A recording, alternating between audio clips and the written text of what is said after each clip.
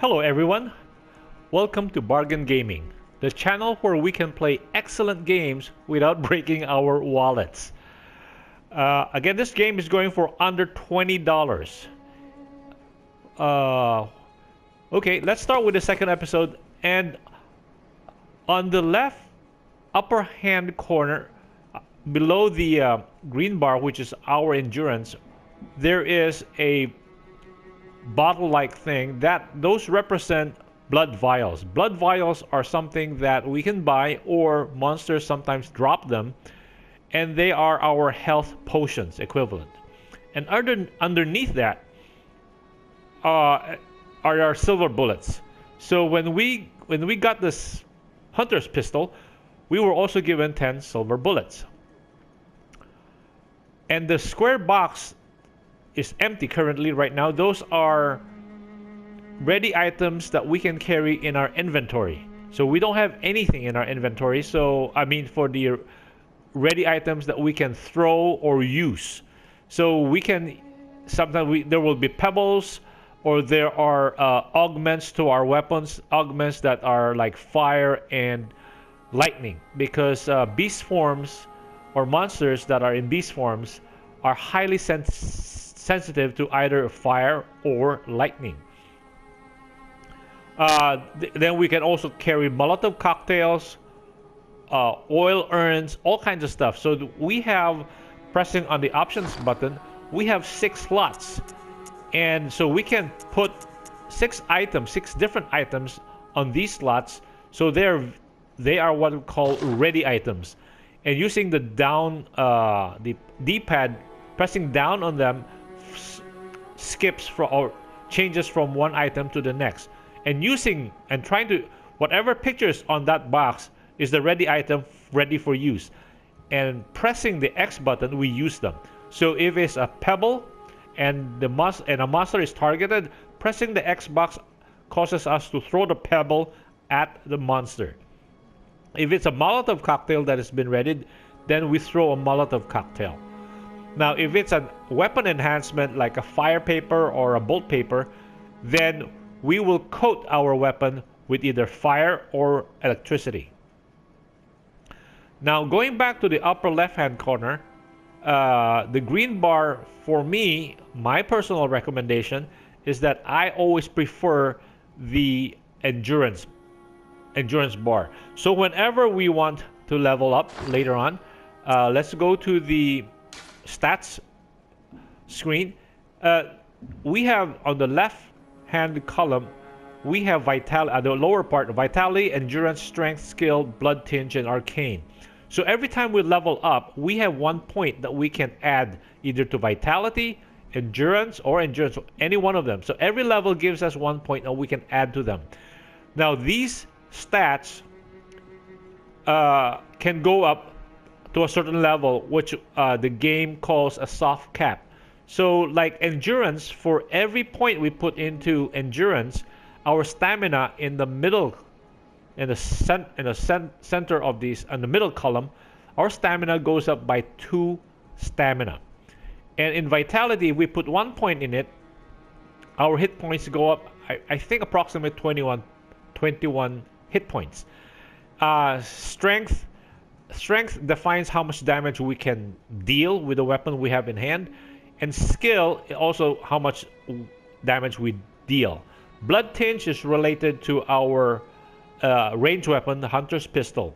The higher it is, there's a certain damage that it's an incremental damage that our pistol will do. And arcane refers to the elemental damage of fire and bolt, because there are some modifiers in the game we will pick up later, more in the chapters 3, 4, and 5, or 2, 3, and 4, where the modifiers can change the physical damage of each weapon into purely elemental damage. So in my case, I prefer the endurance stamina bar, that stat, I mean. That is my priority. Secondary would be vitality and strength. Tertiary would be skill and arcane, and last blood tinge, because again you have to perform the you have to shoot the gun at the right exact time, and that is a timing issue which I'm not very good at. So anyway, going back to stats, endurance has a soft cap of 20. Most of them have. You can go online and find out what their soft caps are. The soft cap, once you get to 20, endurance doesn't give you as much stamina anymore.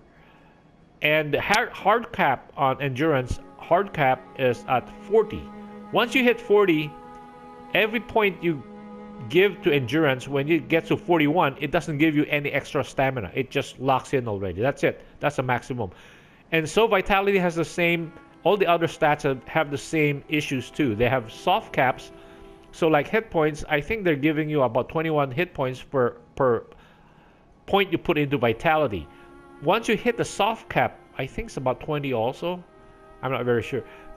Check online to find it, to determine it. And it doesn't give you 21 hit points anymore. It gives you something less. And then on the strength and skill,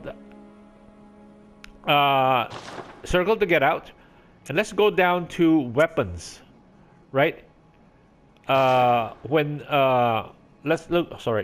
go down to weapons. And when we click it, we see that in the middle column, there is an attribute bonus. So the muscle arm with a D rating in it says this weapon has some benefit with strength. The D rating, highest is S, goes down to A, B, C, D, and E. E is the lowest, so it has almost literally very little effect. So the more strength we put into our stats, the higher our strength is, it gives an incremental benefit to damage on the saw cleaver. And the hand is the skill. And the skill gives us almost insignificant benefit. And then the star and arcane, the same thing. Now, as these weapons, any weapon in the game, most of the weapons in the game, like the saw cleaver, can be upgraded. Meaning we can upgrade it to level 1. And some weapons, when you upgrade them, their attribute bonus can change. Like the skill, which is currently E, can be upgraded. When you upgrade the weapon, might also be upgraded to D ranking, so that it will have incrementally better addition to the damage you produce. So, and then the last line, attribute requirement, so we have to have those attributes before we can use those weapons. If not, we cannot equip it. Now, going back to stamina, which is my preference, is because that, see, like this, right now we currently 1, 2, 3, 4, 5. So we can hit a monster 5 times before we have to rest and let the stamina recover. Or corollarily, we can hit 1, 2, 3, 4, and then leap or evade. So for me, that's why the stamina is the most important. We can deal a lot of damage at the same time we can still get away. And so if the monsters can't hit us, well, then the hit points is not such a big deal, right? Well, that's a theory anyway. And so if we give ourselves enough stamina, we can hit many times and still have enough stamina left to run. So without much further ado, let's just go in and explore the dungeon, or the city rather. The story arc of this is that the whole city is going on a night-long hunt, and the entire game is one night. And so the city is experiencing a plague that is turning people into beast form. So those people that are slightly changing, they get longer arms, they get hairier, they're kicked out of houses. And so so this is a lamp. So once we have lighted this, right, so we can use this to return to Hunter's Dream. Or when we are killed, we are returned to the last lamp we used. So remember the werewolf that killed us? So and we were barely doing it any damage. Well, now we have a weapon. So they're not that hard. And they will drop something. So they drop 3 blood vials. So that means blood vials represent health potions. Blood vials, quick use is to tap the triangle button and we will pick up, we will inject ourselves with a blood vial. So a triangle button. These are called shiny. They represent good stuff. Now, shinies are scattered all throughout the game. And the developers are very tricky on this. Sometimes the shiny, when you approach a shiny, be aware of your surrounding because there's a trap nearby or there is a... Oh, we got another 10 silver bullets.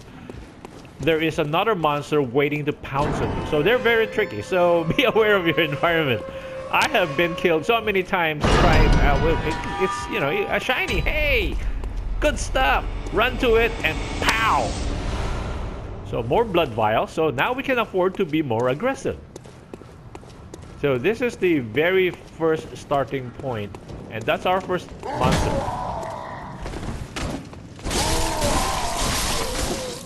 So by locking on the guy, so locking is very nice. So like this, we can lock on a monster because the problem, again, these monsters have clothing that kinda, wow, Molotov cocktail. So that allows them to blend into the background. And so locking helps us pick them out quickly. So this, we operate this and it will bring down a ladder. So climbing up the ladder, we can use the same circle button and we will speed up our climbing. Wow, eerie sound, man. This game is really nice. Such an eerie sound. So this is a second alternative lantern and we can we should light it. So if we die, we will come back here. Or we can use this to go to Hunter's Dream. And then, again, there's a shiny. So, I have played this round, oh, that's a pebble. So that means pebbles are something we can throw at monsters to draw them out. Like, you know, to bait them, to draw them out. Also, when we killed the... we now have 379 blood echoes. That's at the upper right-hand corner. Blood echoes is the currency in this game. We can use blood echoes to level up. We can use blood echoes to repair our weapons, buy stuff. So blood echoes are very important. So when we were killed by that monster in the first place, we lost our blood echoes, or we left it. Oh, ouch! Okay, that allowed me to recover some of the damage the guy dealt on me. So again, right click, no, not right, but pressing R3 allows us to target this guy. So sometimes they drop stuff, sometimes they don't. It's now, okay, so you see these monsters, they always come clustered together. That's the design of the game. The monsters are almost always grouped together.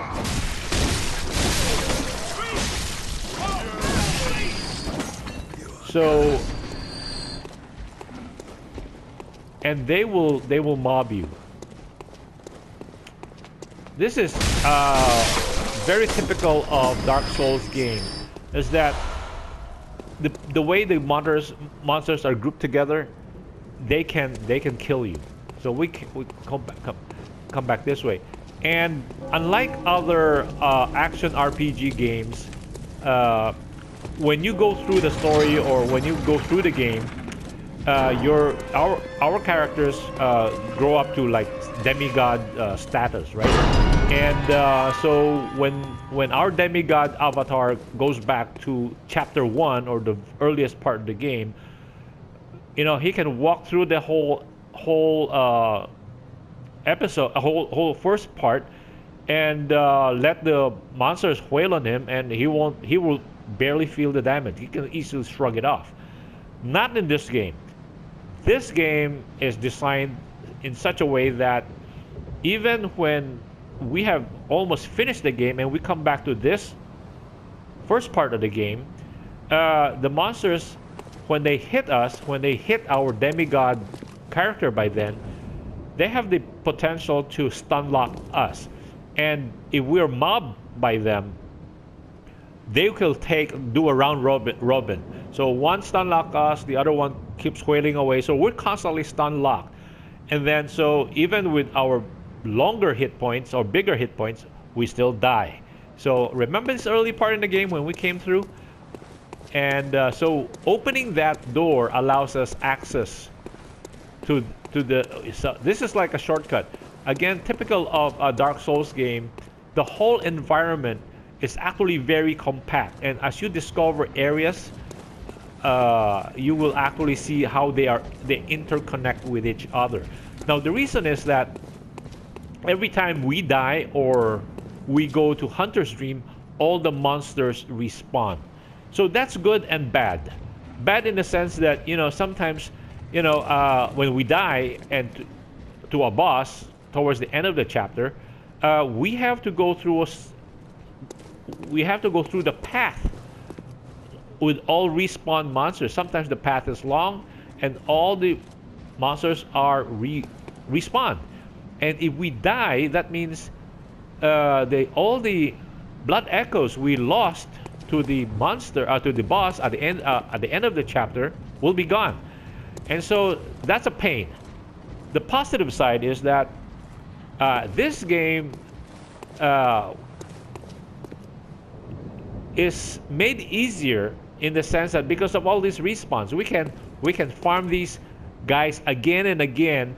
So while we learn their movesets, because each mob has 1 or 2 movesets, and the middle level mobs have 2 to 3 movesets, and the big bosses has up to 4 movesets. And as we learn their movesets, we also gain experience in the form of more blood echoes, and we can level up. And so we, instead of dying in 1 or 2 hits, now we can afford to take maybe 3 or 4 hits before we die. So in a way, that helps us. So here is an uber mob, and this is an executioner. I think he becomes available towards the end of the 2nd chapter or maybe early part of 3rd chapter. And he is here. This is sneaky of the development team by placing him here. Yeah, he's a guaranteed death for our character if we try to take him on. Anyway, I guess this episode is getting long enough, so maybe it's a good place to cut this episode. Thank you for joining me in this episode, and I hope to see you again. Anyway, so have a good day and goodbye.